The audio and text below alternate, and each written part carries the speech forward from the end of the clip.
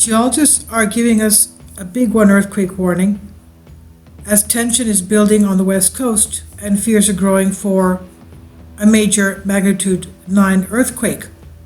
Tension is building along the fault line on the west coast, where experts from U.S. Geological Survey fear a devastating magnitude 9 earthquake could strike.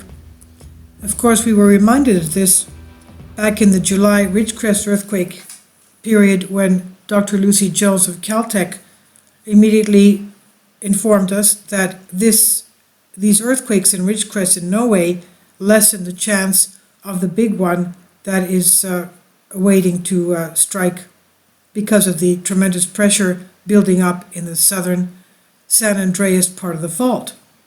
The Pacific Northwest also, the Cascadia subduction zone, also has the warning concerning the pressure building on that part of the San Andreas fault. Pacific Northwest sits on top of the Cascadia subduction zone. Experts believe the fault could one day unleash a megathrust earthquake that could register as magnitude 9. And if we want to understand just how devastating a magnitude 9 earthquake would be in the middle of the ocean, we can take a look back at what happened to Japan March 11, 2011, with the Japanese triple whammy. Waves measuring up to 40 meters hit tall parts of Japan, as we know, after that 9 magnitude earthquake. Now scientists are telling us that tension is building along the Cascadia subduction zone, and it means that it could trigger a similar type of an earthquake. The Cascadia subduction zone thought to generate a huge quake every 200 to 530 years, and the last one took place in the year 1700, in January, about the 1700. When that earthquake hit, the fault slipped about 60 feet, 20 meters, and ruptured 620 miles down the west coast of the US and Canada. So you can understand how big that rupture was. Such was the power of that earthquake that it caused the orphan tsunami that hit Japan more than 3,000 miles away. In other words, the whole of the water of the Pacific Ocean felt that shock. The experts believe it's now just a matter of time before a next huge earthquake strikes. Robert de Groot of the USGS said that there will be landslides and ground failure zones in the regions where there is compression going on between the Pacific Plate and the Juan de Fuca Plate.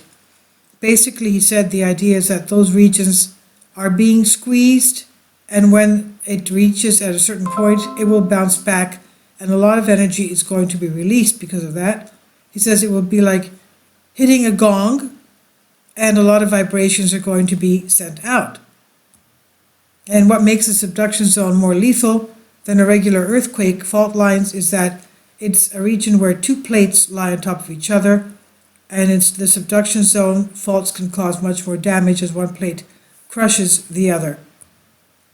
The slip in Cascadia zone could cause 9-meter tall waves, that's about 18 to 20 feet waves, and they have the potential to go inland into the state and injure quite a few tens of thousands of people, according to the Federal Emergency Management Agency. The planning manager for Seaside, Oregon, Kevin Couples, warns there's not much that can be done to prepare for such a tragedy.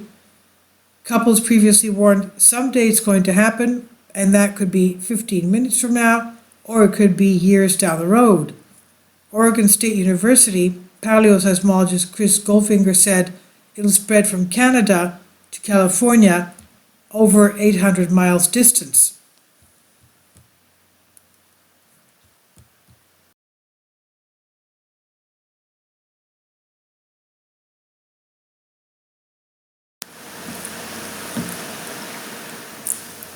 If you'd like to join me on my Patreon account, you will hear content not covered by mainstream media. These riveting stories will be based on my research, and I will state my opinions and give my personal insight on diverse and controversial subjects and world events not covered by mainstream media, and not certainly on not supported by YouTube guidelines.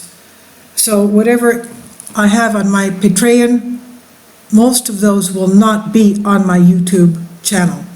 Please consider becoming a member today. More of the most significant and important videos will be on my Patreon channel. Your support helps me to continue my research and keeps this YouTube channel alive.